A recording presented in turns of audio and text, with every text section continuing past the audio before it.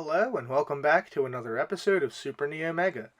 Today we'll be looking at Metal Dragon, a new top-down run-and gun for the Sega Genesis and Mega Drive.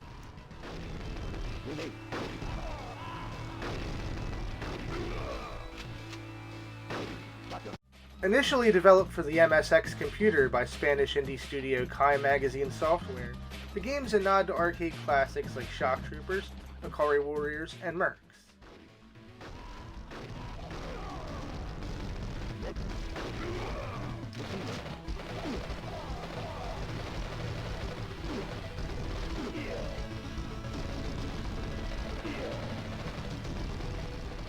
Now, I'm illiterate, so I can't tell you much about Kai Magazine, but I think I played some software once, so I guess that makes me at least half qualified to tell you what I think about this new release for Sega's 16-bit workhorse.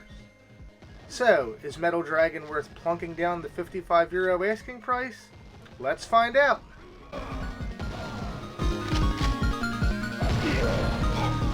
Metal Dragon's story takes place way in the future, in the year 1989. It's the height of the Cold War. You play as the game's titular hero, Metal Dragon.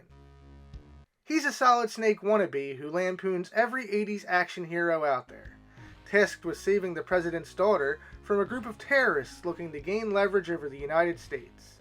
It's a straightforward story that doesn't take itself seriously, and only serves as an excuse to have you exercise your patriotism the only way you know how. By killing every poor commie bastard who crosses your path.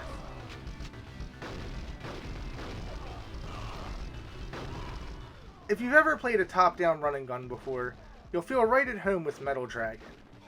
Pressing the A button fires your primary weapon, which, by default, is your standard fare assault rifle. It's nothing special, and it doesn't shoot especially far, but it can take down the most common grunts easily enough. Meanwhile, pressing the C button unleashes the fury of your underbarrel grenade launcher, which is excellent for taking out groups of grunts or enemy armor. The B button locks your character in place so that you can aim freely. Honestly, I found this to be pretty useless and seldom used it.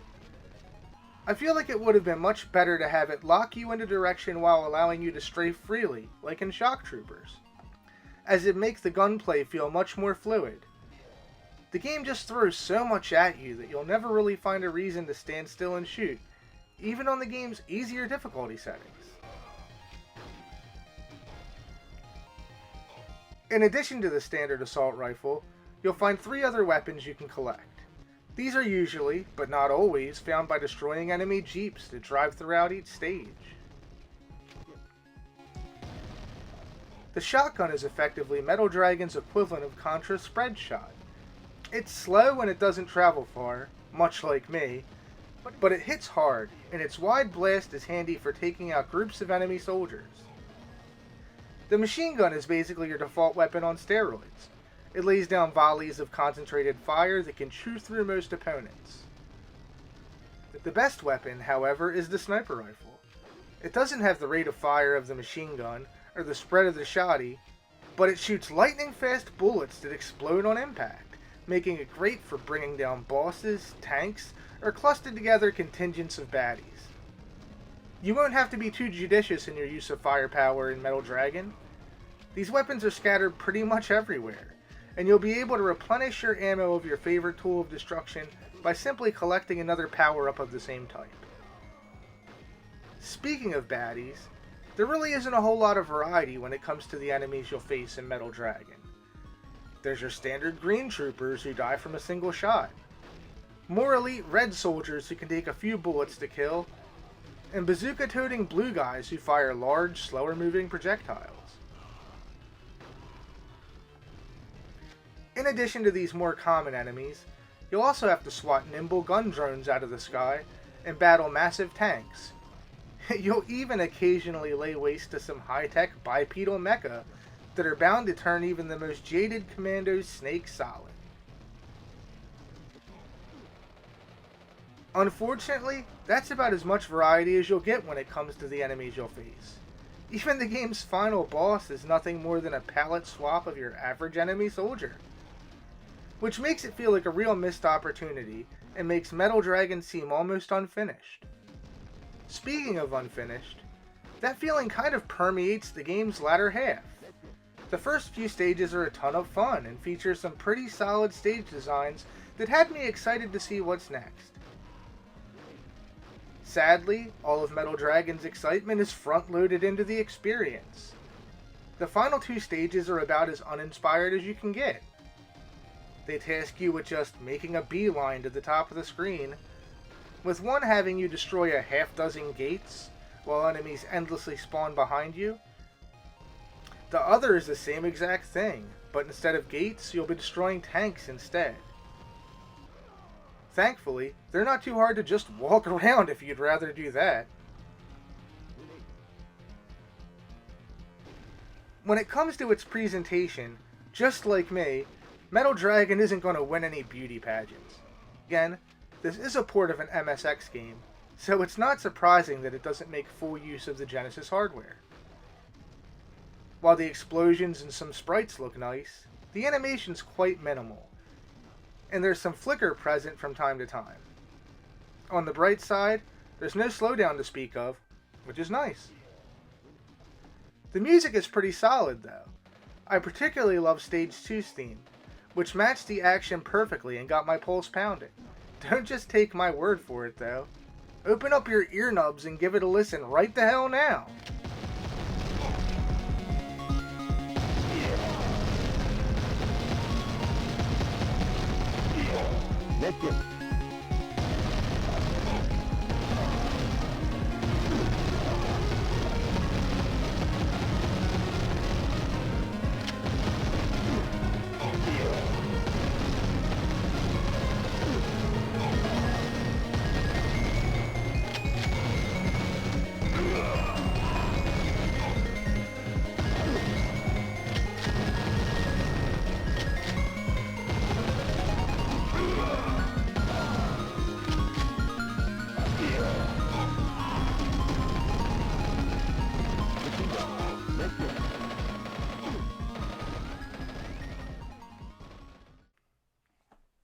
For what it's worth, Metal Dragon does feature multiple difficulty modes to choose from. Additionally, there are a couple of endings to unlock, with the best one being rewarded to the player by beating the game without using a continue.